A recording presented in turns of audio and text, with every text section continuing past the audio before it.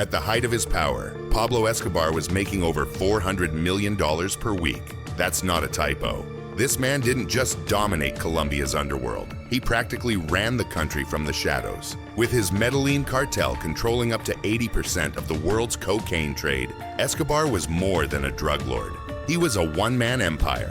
Escobar made so much money that he wrote off $2.1 billion a year as rat damage. Literal rats chewing through the stacks of hidden cash. And if you think that's wild, consider this. He spent $2,500 a month just on rubber bands to bundle the cash that couldn't fit in banks. In an astonishing move, Pablo once offered to pay Colombia's $10 billion national debt in full, just to change the laws so he couldn't be extradited to the United States. He saw himself as above the law, and for a while, he was. But behind the yachts, mansions, and Robin Hood image, Escobar's empire was built on brutality, corruption, and mass bloodshed. Politicians were bribed or bombed. Judges, journalists, and innocent civilians all lived under the constant threat of cartel violence. Today, we're diving into the dark world Escobar created, how he manipulated an entire nation, and why his legacy still casts a long, bloody shadow over Colombia and the global drug trade.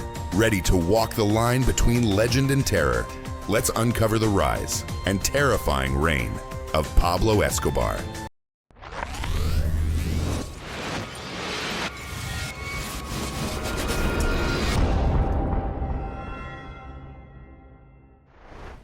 Pablo Escobar's journey into infamy didn't start with drug empires or luxury mansions. It began on the gritty streets of Medellin, Colombia. Born into poverty in 1949, Escobar started out like many petty criminals, stealing gravestones to resell, running small scams, and dealing in contraband. But it was the rise of cocaine in the late 1970s that transformed him from a street hustler into the most feared narco in history. As demand for cocaine exploded in the United States, Escobar saw opportunity where others saw chaos. He quickly moved to dominate the supply chain. While most traffickers focused only on smuggling, Escobar built a vertically integrated empire, controlling every step from coca farms in the Andes to distribution networks in Miami and Los Angeles. With his formation of the Medellin Cartel, Escobar pioneered the plata o plomo strategy, silver or lead, offering officials bribes to look the other way, or bullets if they refused. His operations were massive and sophisticated. Custom-built airplanes, hidden jungle labs, and submarines were all part of his arsenal. At its peak, the Medellin cartel was smuggling 15 tons of cocaine a day into the US, and Escobar's personal fortune swelled into the billions. Despite this brutality, Escobar worked hard to craft a Robin Hood image. In Medellin's poorest neighborhoods, he funded housing projects, built soccer fields, handed out food, and paid for school programs. To many, he wasn't just a drug lord,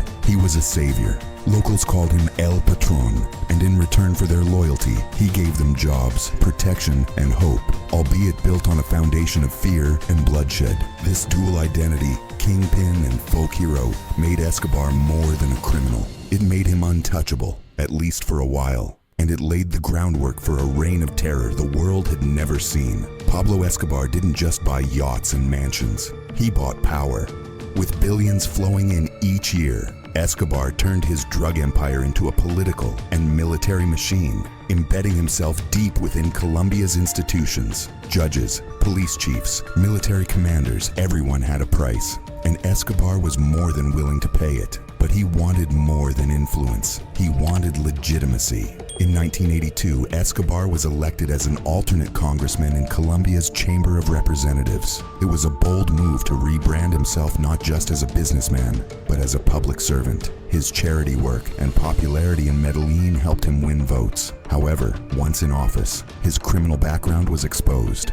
Justice Minister Rodrigo Lara Bonilla publicly condemned Escobar, triggering his forced resignation and igniting a deadly feud. This humiliation marked a turning point. Escobar unleashed his most infamous tactic, plata o plomo, silver or lead. If officials accepted his bribes, they lived in luxury. If not, they were targeted for assassination. This wasn't a metaphor. Escobar's cartel carried out hundreds of assassinations, murdering judges, police, and journalists who dared to oppose him. He also became a political terrorist. In 1989, he ordered the bombing of Avianca Flight 203 in an attempt to kill a presidential candidate. All 107 people on board were killed. That same year, Presidential hopeful Luis Carlos Galan, a fierce critic of the cartels, was gunned down at a campaign rally. Escobar's message was clear: oppose me and you die. To protect his empire, Escobar built his own army of sicarios, hitmen, trained in urban warfare and equipped with military-grade weapons. He even offered cash rewards to anyone who killed a police officer, leading to a period where officers were hunted like prey. With car bombs, kidnappings, and blackmail, Escobar waged open war against the Colombian state.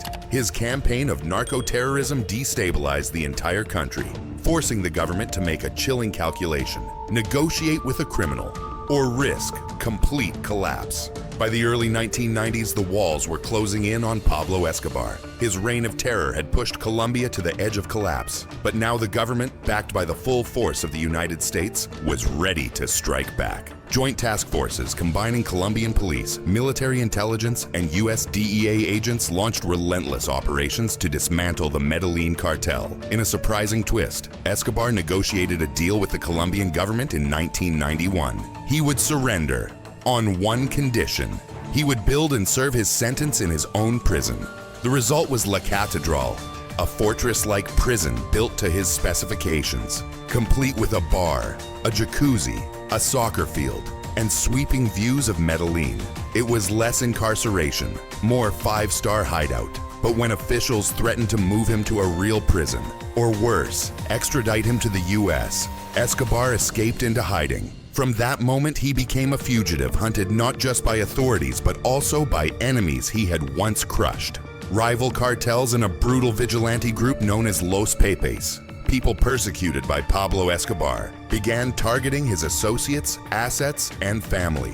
Paranoia consumed Escobar. He moved constantly, never staying in one place, relying on a shrinking circle of loyalists. On December 2nd, 1993, after a phone call to his son was intercepted, Colombian forces zeroed in. A rooftop chase ensued in Medellin. Escobar was gunned down. Some say by security forces, others believe he shot himself to avoid capture. Either way, the king of cocaine died where he had risen, on the streets of Medellin, bloodied and barefoot. Pablo Escobar didn't just run a drug cartel. He built an empire that rivaled the power of the state itself. At his peak, Escobar had effectively created a narco state within Colombia, where justice could be bought, fear was the law, and violence was the currency of power. His Medellin cartel controlled 80% of the global cocaine trade, and his decisions shaped everything from local politics to international policy. What made Escobar unique wasn't just his brutality, it was the duality of his legacy. On one hand, he was a ruthless killer who ordered the deaths of judges, presidential candidates, journalists, and anyone who stood in his way. On the other, he built soccer fields, handed out cash to the poor, and constructed housing projects for Medellin's most neglected communities. To some, he was a criminal. To others, he was a Robin Hood. The truth, he was both, and far more dangerous because of it. He normalized corruption at every level of government. Police, politicians, and even military officials were often either on his payroll or paralyzed by fear. His infamous plata o plomo, silver or lead policy made the choice clear: accept a bribe or face a bullet. Entire institutions crumbled or bowed to his power, allowing him to operate with impunity for years. Even Escobar's downfall didn't dismantle the system he built, it simply forced it to evolve. His death in 1993 ended an era, but it didn't end the drug trade or the culture of fear. The cartels splintered, violence shifted, and corruption adapted. Colombia has made enormous strides since then, but the scars are visible, socially, economically, and politically. Today, Medellin is a city transformed. Once known as the most dangerous city on earth, it's now hailed as a hub of innovation and urban renewal. But beneath the surface lies a deep, unresolved tension between the desire to forget Escobar and the need to remember the lessons of his reign. Escobar's kingdom was built on blood, fire, and money. And even decades after his death, it remains a haunting reminder of how absolute power, unchecked by conscience or law, can reshape a nation. His rise and fall are not just the story of a man, but of a country fighting to reclaim its soul. Pablo Escobar's reign wasn't just about cocaine, it was about absolute, unchecked power. He didn't just traffic drugs, he trafficked influence, fear, and control. He showed the world how one man, with enough money and ruthlessness could hold an entire nation hostage. And while his empire eventually crumbled, the ripple effects are still felt to this day. From the scars left on Colombia's streets to the global war on drugs that continues to evolve. What part of Escobar's story shocked you the most? Was it the billions lost to rats and decay? The luxury prison he built for himself? The sheer number of lives lost to his ambition? Or the way he turned himself into a myth, both feared and admired? We want to hear your thoughts. Drop a comment below and let us know which moment in his rise or fall stood out to you most. If you found this deep dive as fascinating and chilling as we did, make sure to hit that like button, subscribe, and tap the notification bell so you never miss a story. We've got more high stakes, real-life tales of power, corruption, and survival coming your way. Thanks for watching, and stay curious.